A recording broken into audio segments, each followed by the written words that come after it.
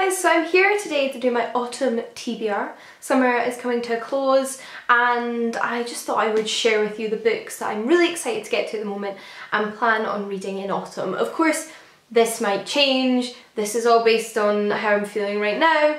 Who knows? But I'll definitely be reading at least some of them because I'm probably going to start some of them tomorrow. So I just wanted to share with you the books I was really excited about and maybe hear your thoughts on them. Without further ado, let's get into the books, shall we? So I'm in the mood for a few different things at the moment, but there's definitely some reoccurring themes. And one of the things I am in the mood for is fairies.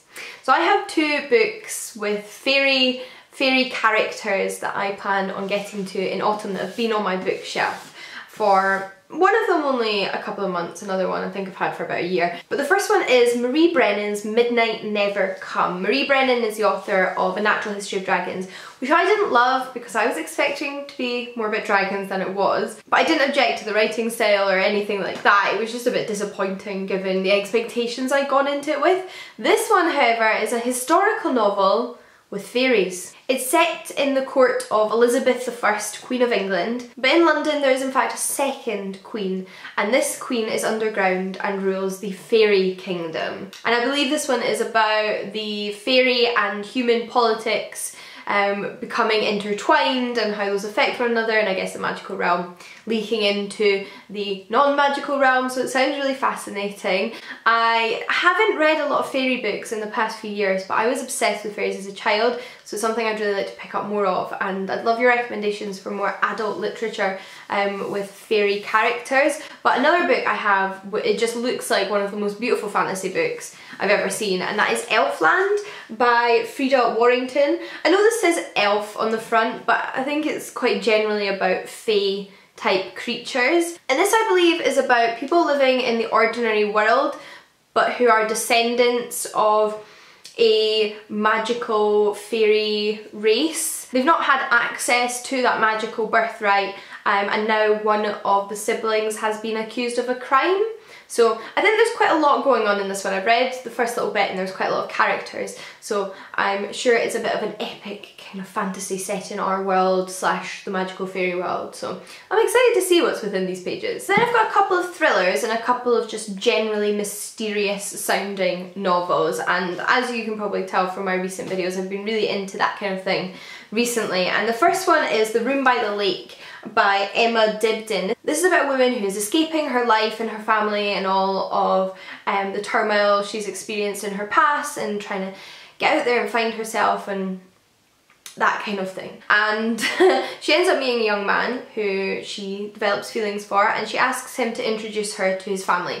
So he takes her to this commune of people who live quite naturally and like to exercise and eat well and take care of themselves and live with nature. But it turns out they're not actually his biological family. They're sort of a family he's adopted and have adopted him a bit more like a cult than she was expecting, and then I think strange things start to happen, so it turns into a bit of a thriller. I'm really intrigued by this one. As soon as I saw this on the shelf in the bookshop, it just spoke to me, so I hope that the actual book does the same when I'm reading it. And then the other thriller I have is I See You by Claire Mackintosh. I picked this up after seeing Emma from Drinking by My Shelf talking about it, and she just made it sound really intriguing and thrilling, and it follows characters who are basically being stalked on their commute to work. They have the same routine every day, they get the London Underground, and they're easily observed. And they have been being observed, and then suddenly a woman sees her photograph in the classifieds of the newspaper, and it's this person that has been stalking her on the London Underground who has put her there, and you know, thrilling things happen presumably. Then my two slightly more mysterious books, I don't know if I'd call them thrillers, I haven't read them yet, so maybe they will turn out to kind of be thrilling when I get into them, but I'd also say they probably fit more into the category of literary fiction. And the first one is History of Wolves by Emily Friedland. This has been longlisted for the 2017 Man Booker Prize, and it just sounded so fascinating. It's about a young girl who grows up in an ex-commune, so just a building that used to be a commune with her family, but because of where she lives, she's kind of ostracised by the other students at her school. And then a new family move in nearby, a couple and their young son, and she asks to babysit the child, and strange things start to happen and secrets start to unravel. So interesting premise. Has been shortlisted for the Man Booker Prize, so I'm hoping that's a good sign. And then we have The Virgin Suicides by Jeffrey Eugenides. So I do know the plot of this one and how it turns out because I've seen the film, but it was quite a few years ago and I'm definitely ready to read the book, I think, as I did really enjoy the film.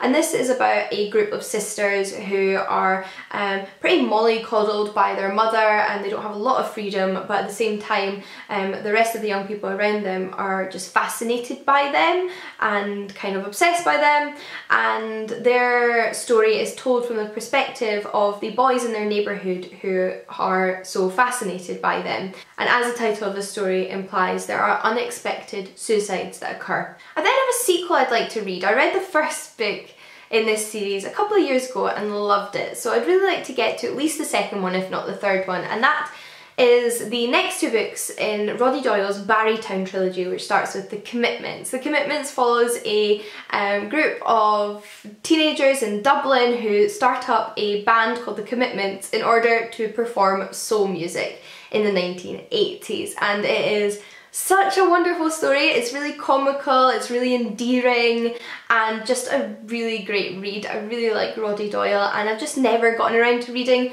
the second two in this. This is a bind up, so I'd like to try and get around to those soon. I'm really in the mood for them. But then I have a young adult book I'm actually a third of the way through, so just want to finish, and that is Vivian vs. America by Katie Coyle. And this is another sequel I've been meaning to read. I read the first one in this series, which is Vivian vs. the Apocalypse, a couple of years ago, and just thought it was a great fun apocalyptic YA novel. I really enjoyed it.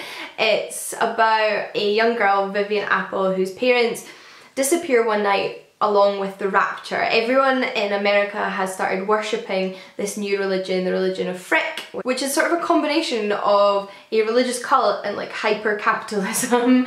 And then there's this rapture that the religion has been predicting, and her parents disappear in it, and she decides amidst the apocalypse to go and find them with her best friend Harp. And I really like this one because it's got a bit of romance, but it's also very much a story about friendship, and I really enjoyed that and have been meaning to get to the sequel for ages to just see how everything turns out after the big reveals at the end of the first book. And yeah, I'm reading it just now and looking forward to getting to the end. But another kick I'm on at the moment, as you will have noticed, is a witchy kick. I talked about a few witchy books recently in a 3-book recommendation video, and I'm still really in the mood for more witchy things. I'd also like to read The Circle, which is the first in the Engelsfors trilogy, and this one's much chunkier than any of the books in the Sweep or Wicca series. This one is about a group of 6 girls who decide to perform some sort of ritual, and a creature possesses one of them and gives them powers and tells them that they have to fight in some ancient war that is going to happen.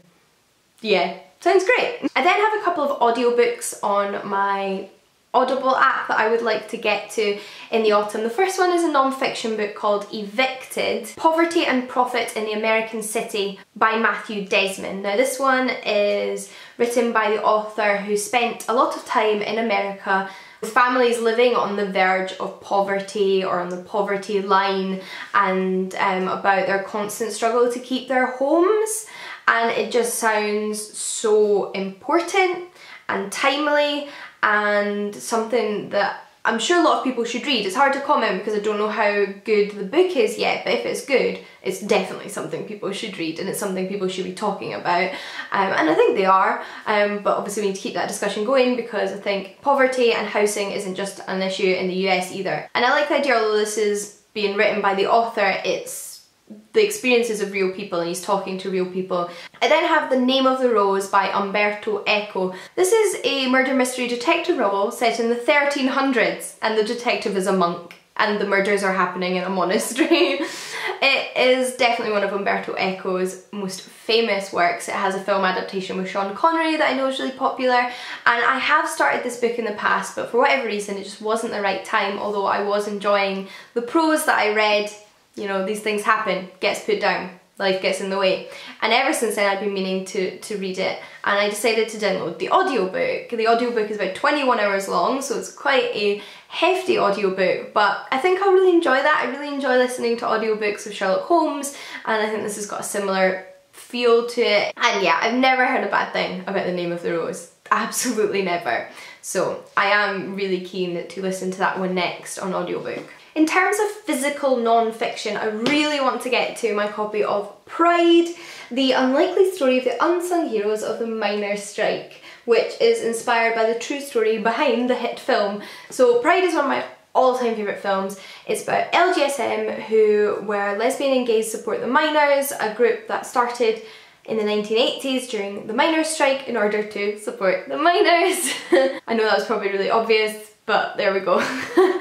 This is a true story, and this is the non-fiction book. I also want to read The Beginning of the World in the Middle of the Night by Jen Campbell. This is a short story collection, a mixture of sort of magical realism, fairy tale-esque short stories, each one being incredibly unique. And the thing is, I have read a few of these in some form or another because Jen was kind enough to let me read them whilst she was writing the book, as she's a friend of mine, and I loved what I read. So I am so excited to reread those ones I've read in their final form and read them all together as a collection, as well as obviously discover the few I don't think I read. So all in all, I think I'm going to fly through this and absolutely adore it. And lastly, for physical books, I'm really in the mood for The Summer That Melted Everything by Tiffany McDaniel. This book is set during a heat wave in the 1980s. A lawyer in this small town, not necessarily very seriously, invites the devil to their little town, and he comes in the form of a bedraggled 13-year-old boy. So yeah, pretty interesting. On my Kindle, I really want to read Moonrise by Sarah Crossan, and I think once I get into this one I will read it in a day or two because it's written in verse, so it flows very freely and you just read it quite quickly. At least that's what I found with her other novel, One, that I read. And Moonrise follows a 18-year-old, 17-year-old boy who's just finishing up school but has gone to spend some time with his brother, or at least nearby his brother, as his brother is on death row. And it's finally come time where his brother is to be executed, although he claims that he didn't commit the crime, and he's gone for the first time to visit his brother in prison, as he hasn't been allowed given his age, and presumably tried to figure out whether his brother did do it or not, and whether he can stay the execution. I think it's going to be a really emotional read. If it's anything like Sarah Crossan's other book, I'm going to absolutely love it. But that's everything I'm really eager to read at the moment. I'm in one of those moods, you know, where you wish you could be reading all of those things at the same time, but I'm going to pace myself and read them maybe 2 at a time. But naturally things might change. If you do have any thoughts, or have read or are wanting to read any of the books that I've mentioned in this video, I'd love to hear from you. And do let me know what books you plan on getting to in autumn. But until next time guys, happy reading, and I'll see you all again soon. Bye!